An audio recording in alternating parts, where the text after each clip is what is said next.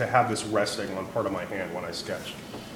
So, okay, I'm going to do something very simple just so you guys understand the process here.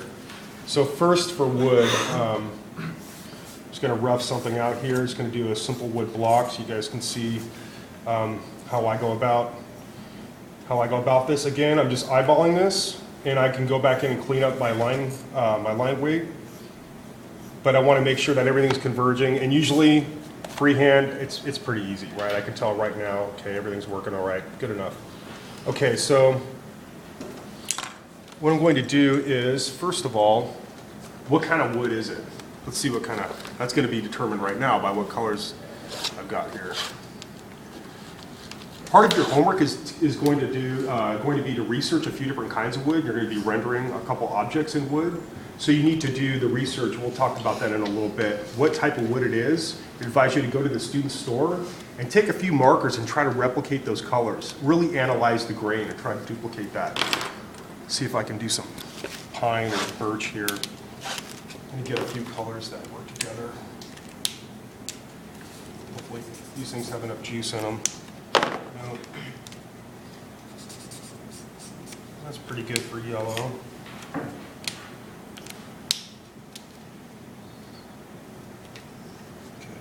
Back up the buttercup. A lot of times these things get dry. That's pretty nice. Those go really well together. You want to look at the hue. A lot of these browns and beiges, they have like a real green tone to them, like this one. See, this has almost a little bit of green in it. Not going to work so well with that yellow, right? This is a lot warmer than this. This starts to get a little cool.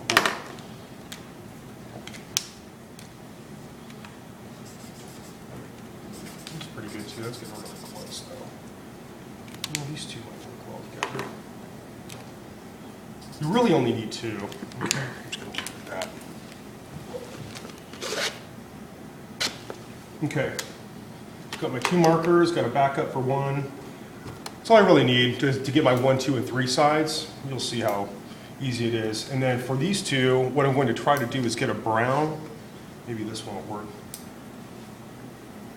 For my dark, that works. Might be a little too dark. There we go. It's a little bit more chocolatey. I should just say chocolate. All right, so I'll just say this is my side that I'm going to have the kind of the radius wood grain. So just going to knock in my grain here.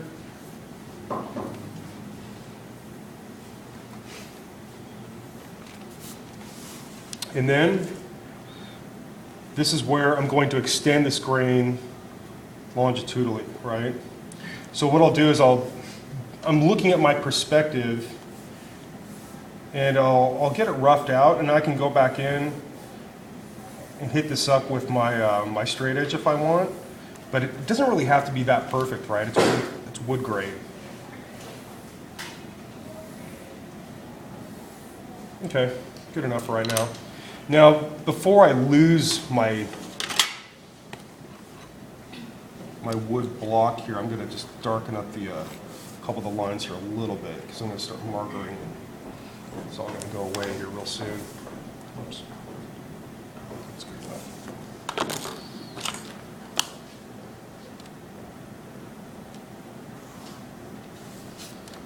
Too much coffee. Is that a Christmas color you used to? Mm-hmm. So once I get my wood grain knocked in, sometimes I'll go back, darken it up a little bit. Not concerned about this getting super tight because what's going to happen is the marker is going to blend, which is good and bad. It's good because it gives you this really great effect that my old instructor called the ER meltdown method, but it's bad in that it clogs up your Copic tips. So you have to just make sure you clean your tips after you use it. All right. Now that's really kind of an acidy yellow. We'll try it. Go with it. What I can do too is, if I can find a lighter tan pencil, I may do is add a little bit of extra detail in here.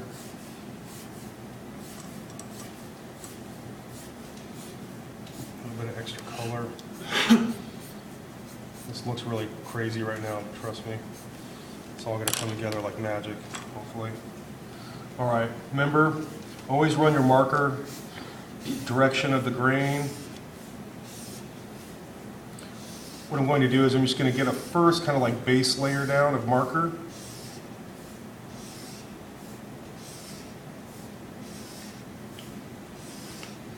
And what I'm going to do is I'm going to cover the entire block with this marker.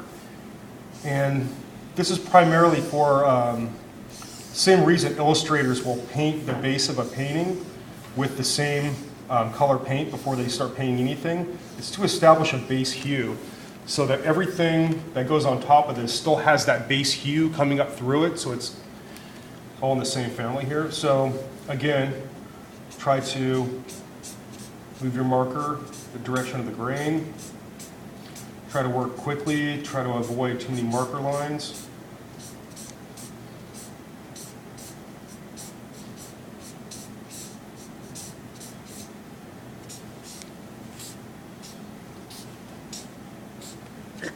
Okay, now what I'll go back and do is, this is my number 1 side. I'll say this is 2 and 3. Usually it's nice to have your number 1 side, the largest surface area, because you don't have to end up adding all that extra medium to get it dark, right? So now I'll go back and try to blend some of the Prismacolor a little bit.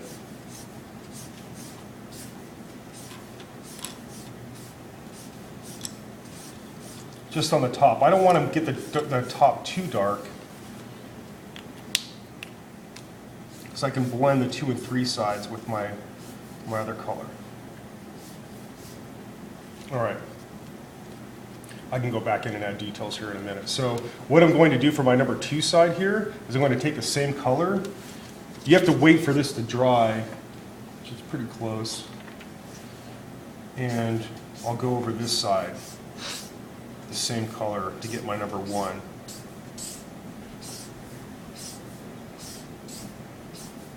Separate it from the number 2 side here. Okay.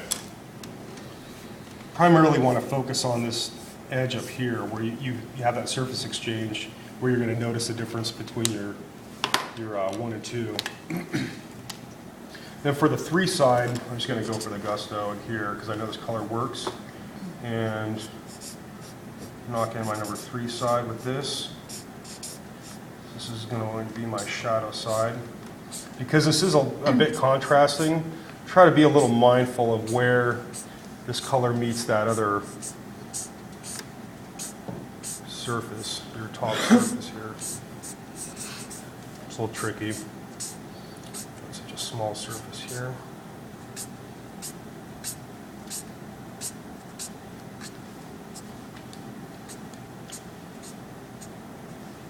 Same thing, you can go through, blend this a little bit. Okay, so it's starting to kind of look like wood. Now what I'll do is I'll go in, and I always like adding like little imperfections and stuff with wood because it is organic.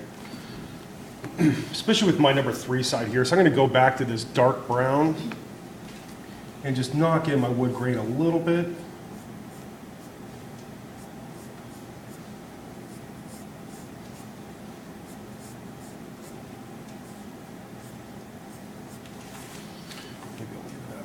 Up here.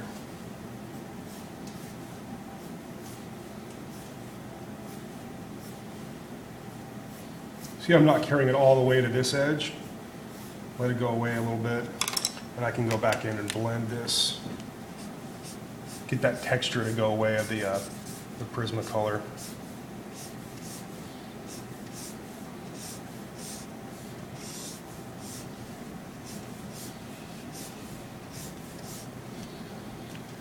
Pretty easy.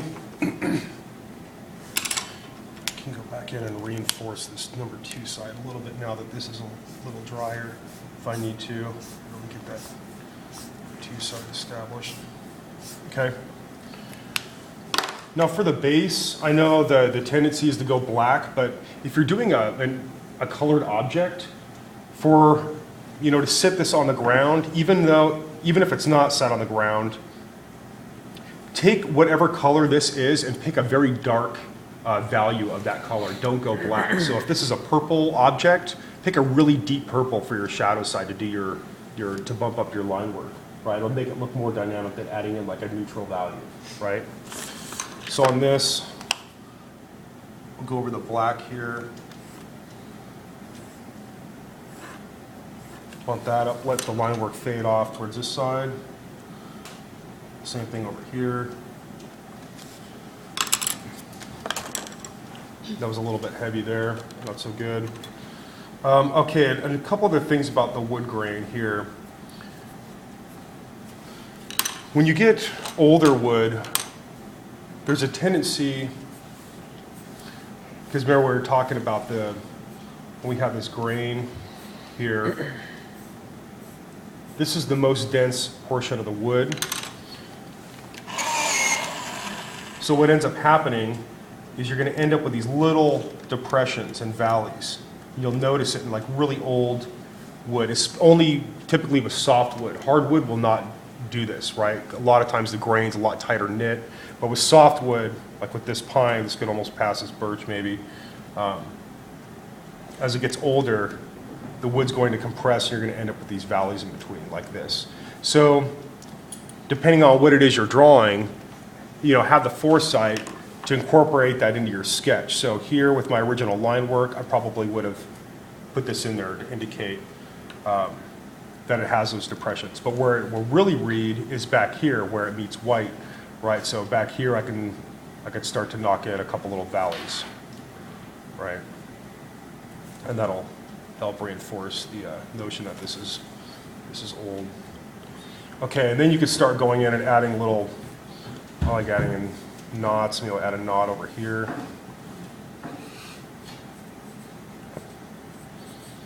A lot of times these will get really dark.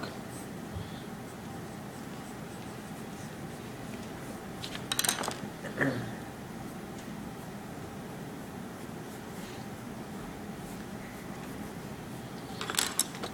a little bit dark.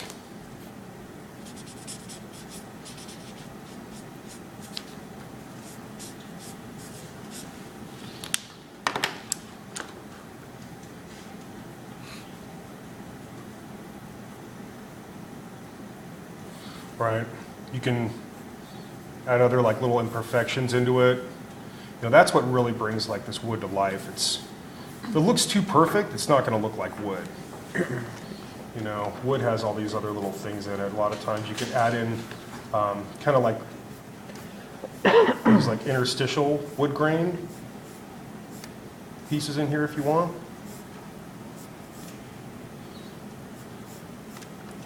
Again, it's just extra levels of detail. See, just even really quickly, it does a lot, very simply. And you can see fairly quickly how easy it is to get fairly realistic looking wood. And again, on that note, we're not illustrators. We're not trying to get things photorealistic. It's great, but as ID people, we don't have time for that. We don't have time to like noodle and like, oh, this is going to be like beautiful piece of wood. No, you got to bang this stuff out quick, right? The goal is, as an industrial designer, to get the point across of what this object is, what it does, and what the materials are very quickly, right? So I need to be able to look at this and say, oh, okay, it's a handle, it's made out of pine, right? Or it's oak, right? Not like, the goal is, again, not to get it photorealistic. And again, I can go back in here. I'm going back in with the yellow. I'm going to blend this a little bit if I want. Don't really need to. Just because I don't want this side to get too dark. If I went back over with the other marker, it's going to start to get a little bit too dark. So going back in there. Okay, pretty easy. So